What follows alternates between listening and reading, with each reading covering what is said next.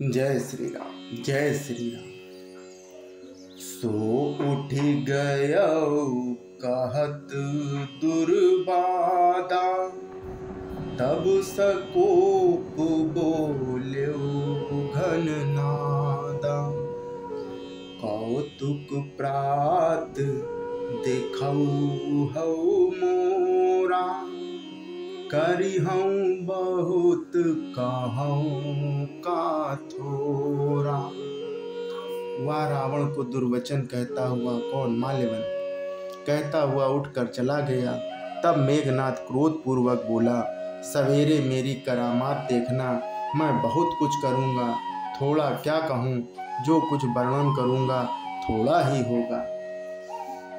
सुनि सुत वचन भरोसा आवा, प्रीति समेत अंक बैठावा। करत विचार भयउ बिनु सारा, लागे कपि पुनि चहुँ दुआरा। पुत्र के वचन सुनकर रावण को भरोसा आ गया। उसने प्रेम के साथ उसे गोद में बैठा लिया। विचार करते करते ही सवेरा हो गया। बानर फिर चारों दरवाजों पर जा लगे। कोपि कपिन दुर्घट गड्ढ घेरा, नगर कोलाहल भइयो घनेरा। विविध युद्ध धर निशिचर धाये, गढ़त पर्वत शिखर ढहाए। वानरों ने क्रोध कर दुर्गम किले को घेर लिया। नगर में बहुत ही शोर मच गया। राक्षस बहुत तरह के अस्त्र शस्त्र धारण करके दौड़े और उन्होंने किले पर पहाड़ों के शिखर ढाए महिदर शिखर कोटिन, विविध विधि गोला चले। गहरात जिम पदी पविपात, गरजत झनु प्रलय के बादले। मरकट विकट बट जुटत कटत, ना लटत तन जर जर भय। गहि शैल तेहि गढ़ पर चला, वहीं जह सो तह निश्चर है। उन्होंने पर्वतों के करोड़ों शिखर ढहाए। अनेक प्रकार से गोले चलने लगे। वे गोले ऐसे गहराते हैं जैसे वज्रपात हुआ हो, बिजली गिरी हो, और युद्ध ऐसे गरजते हैं और योद्धा ऐसे गरजते हैं मानो प्रलय काल के बादल हों। विकट बानर योद्धा भिड़ते हैं, कट जाते हैं, घायल हो जाते हैं, उनके शरीर जर्जर हो जाते हैं, तब भी वे लटते नहीं, हिम्मत नहीं हारते। वे पहाड़ उठाकर उसी किले पर फेंकते हैं।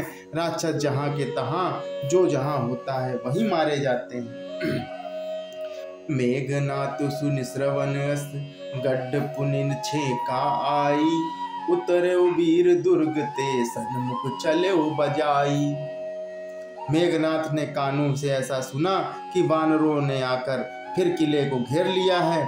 तब वह वीर किले से उतरा और डंका बजाकर उनके सामने चला गया। कह कौशलाधीश दो भ्राता, धन वि सकल लोक विख्याता। कहे नल नील दुर्विद सुग्रीवा, अंगद हनुमत बल सीवा। मेघनाथ ने पुकार कर कहा कि समस्त लोकों में प्रसिद्ध धनुर्धर कौशलाधीश दोनों भाई कहाँ हैं? नल नील दुर्विद सुग्रीव और बल की सीमा अंगद और हनुमान कहाँ है? कहा विभूषण भ्राता द्रोही, आजु सबई हटि मारऊं ओही। अस कही कठिन बाण संधाने, अतिशय क्रोध श्रवण लगी ताने। भाई से द्रोह करने वाला विभीषण कहाँ है? आज मैं सबको और उस दुष्ट को हठपूर्वक अवश्य ही मारूंगा। ऐसा कहकर उसने धनुष पर कठिन बाणों का संधान किया और अत्यंत क्रोध करके उसे कान तक खींचा। सर समूह सो छाड़े लागा, जनु सपक्ष धावई बहु नागा। जह तह परत दिखई हैं बानर, सन्मुख होई न सके तेहि अवसर।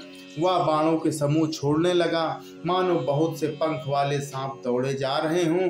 जहाँ तहाँ बानर गिरते दिखाई पड़ने लगे। उस समय कोई भी उसके सामने न हो सके। जह तह भागी चले कपीरी छा, बिसरी सवई जुद्ध के इच्छा, सो कपि भालु नरन मह देखा, कीनस जेहि ना प्राण अवशेषा। रीछ वानर जहाँ तहाँ भाग चले, सबको युद्ध की इच्छा भूल गई। रणभूमि में ऐसा एक भी वानर या भालू नहीं दिखाई पड़ा जिसको उसने प्राण मात्र अवशेष न कर दिया हो, अर्थात जिसके केवल प्राण मात्र ही ना बचे हों, बल पुरुषार्थ सारा जाता ना रहा हो। 10-10 सर सब मारसी, परे भूमि कपिवीर, सिंहनाद करि गर्जा, मेघनाद बल धीर। फिर उसने सबको 10-10 बाण मारे, बानर और वीर पृथ्वी पर गिर पड़े, बलवान और धीर मेघनाद सिंह के समान नाद करके गरजने लगे। देखि पवन सुत कटक बिहाला, क्रोधवंत जनु धायउ काला, महाशैल एक तुरत उपारा, अतिरिसि मेघनाद कर पर डारा। सारी सेना को व्याकुल देखकर पवन सुत हनुमान क्रोध करके ऐसे दौड़े मानो स्वयं काल दौड़ाता हो। उन्होंने तुरंत एक बड़ा भारी पत्थर उखाड़ लिया और बड़े ही क्रोध के साथ उसे मेघनाद पर छोड़ा।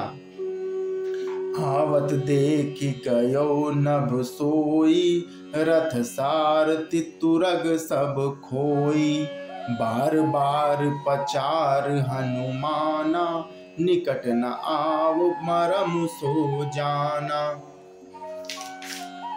पहाड़ को आते देखकर वह आकाश में उड़ गया। उसके रथ सारथी और घोड़े सब नष्ट हो गए, चूर चूर हो गए। हनुमान जी उसे बार बार ललकारते हैं पर वह निकट नहीं आता, क्योंकि वह उनके बल का मर्म जानता है। जय श्री राम, जय श्री राम।